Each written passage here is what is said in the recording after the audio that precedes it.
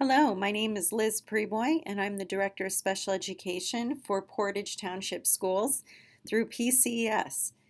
Today I want to talk about two disorders, autism spectrum disorder and oppositional defiant disorder, and how you can help those students have a smoother ride on your bus. Many of you have probably heard of autism spectrum disorder or may even know a child in your family or in your friends that has autism. That's because it is an increasing disorder. Currently, the stats are that 1 in every 42 boys are diagnosed, and with girls, it's 1 in 189 girls. So, what is autism spectrum disorder? It's a developmental disability caused by difficulties in social interaction and communication. Sometimes they also have repetitive patterns, either on thoughts or behaviors, such as flapping or constantly maybe messing with a toy over and over in their hand. One thing to think about with autism is that it is a developmental delay, and so students can improve. And a lot of research has shown that the sooner we have interventions, like when they're 2 or 3 years old, that those children can grow up to be successful adults in our society. The delays may occur in language. Sometimes students don't speak for a long time, but then other students with autism speak fine right away.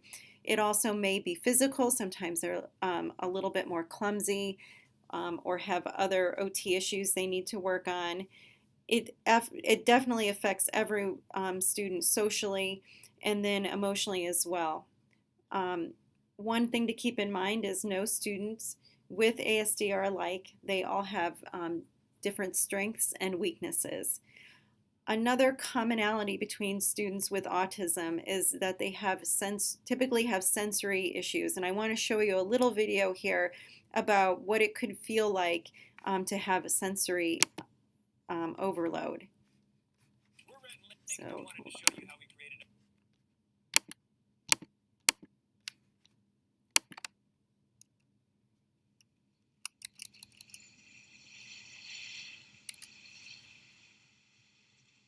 so this is what a typical person would see walking down the street.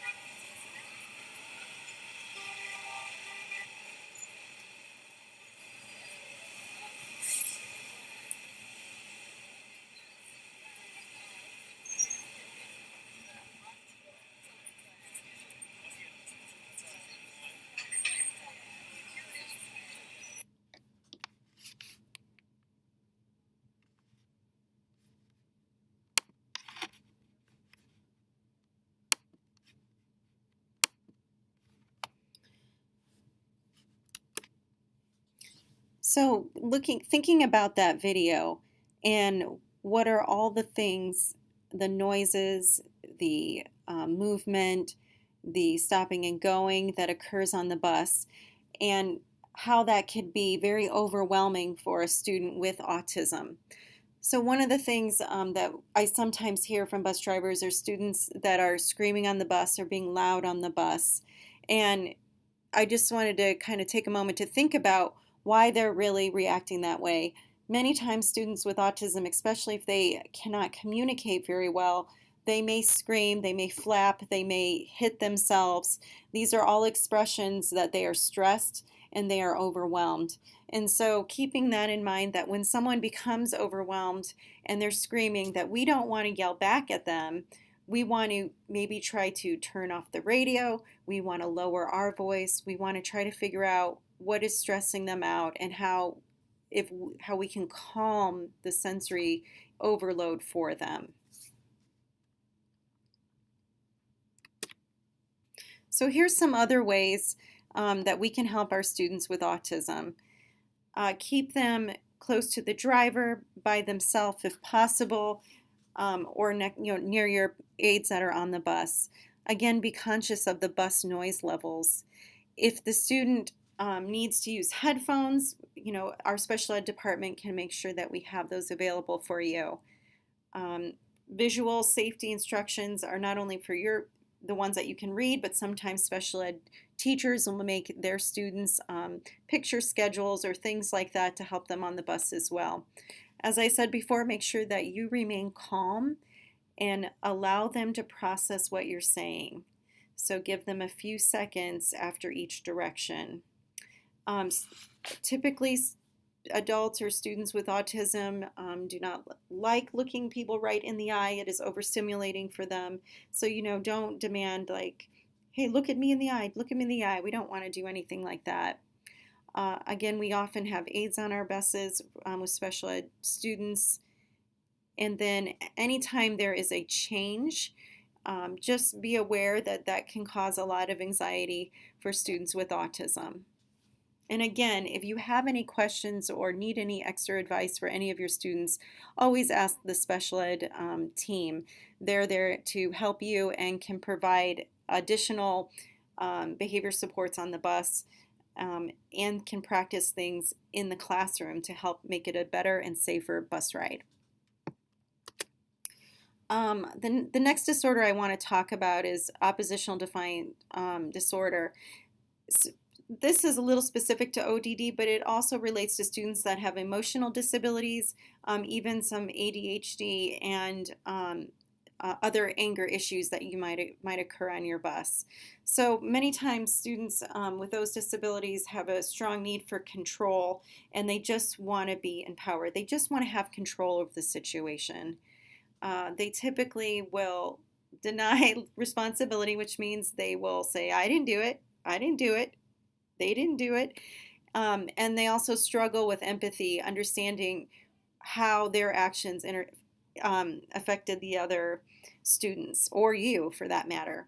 Sometimes they will do something just to get a response out of other people, and then also sometimes they take advantage of their family and other social environments. These children have a great deal of negativity, and they enjoy conflict, fighting, negativity. And so what we do in the special education classrooms with students like this is that we try to decrease the negative attention that they receive and change it so that they receive positive attention. Oftentimes these kids, they want attention, and so the way they've gotten it in the past, maybe at home or even in school, is just by being bad, they get more adult attention.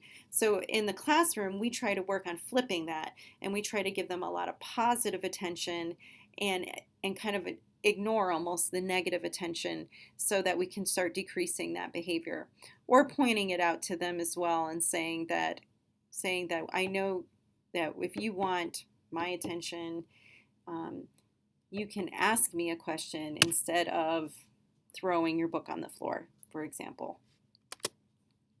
So ways to respond when you have a student that is being aggressive, verbally aggressive, or asking for that negative attention. Just again, you remain very calm um, and matter of fact. Just state, "I need you to sit down so I can move the bus." Just and you can just kind of repeat it over and over. That a broken record approach often works with these students. Also giving reasons why you need them to change. So example, you have to sit in your seat so that you are safe when you're riding on the bus. So if we get in an accident, you won't hurt yourself. Giving them reasons. And then another thing is also to pick your battles. So if a student is doing some kind of uh, repetitive thing that is not a safety issue at the moment, and you can ignore it as well. Make sure you're clear and consistent with your rules. I would say on the bus, the biggest thing is safety first.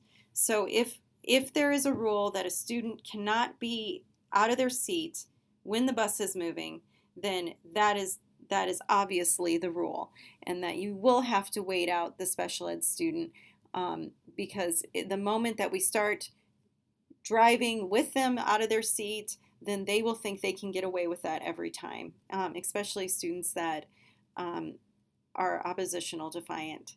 If they know they can get away with it one time, they will try to get away with it all the time. So setting limits, making sure not only that you have these clear and simple rules that you have on your bus, that sometimes if they are in a bad mood, like they don't want to sit in this seat, you can offer a choice. Okay, today you can sit in this seat or this seat. Just give them two very simple choices. And then making sure that you, like I said before, enforce the rules or guidelines that you've said. The most important thing to do, though, with students that have some anger issues is just praising them and being positive with them. If you can build a relationship with those students, they will react to you in a much better way. It doesn't mean that they will never say, cuss on the bus or do something inappropriate. But if you build that rapport with them, those incidences will occur less. Another thing is when they're being good, praise them. Praise, praise, praise, praise. Because again, remember, we're trying to give them more positive behavior or positive reinforcement so that they won't need to seek the negative attention from you. So praise every little bit thing they do. Like, thanks for coming, walking up those stairs so nice. Oh, you did such a nice job on this bus ride this morning. What a calm morning we had. I really liked how you said hello to me today. Just the more praise you can give, the better. And then always start positive the next ride. If the student had a terrible morning, then in the afternoon, try to forget. I know it's hard for us to sometimes forget those things, but when they come on that bus in the afternoon, be like, "Good afternoon, I'm so happy to see you again." They need a fresh start every time. All right, well, thank you for spending a few minutes with me today to talk about our students with disabilities that ride our bus. I can express how important your role is in the day of these students. Not only are you the first person you see in the morning, but the last person you see in the morning as well. And oftentimes a good bus ride can set a good tone for a good day. Have a wonderful rest of your day.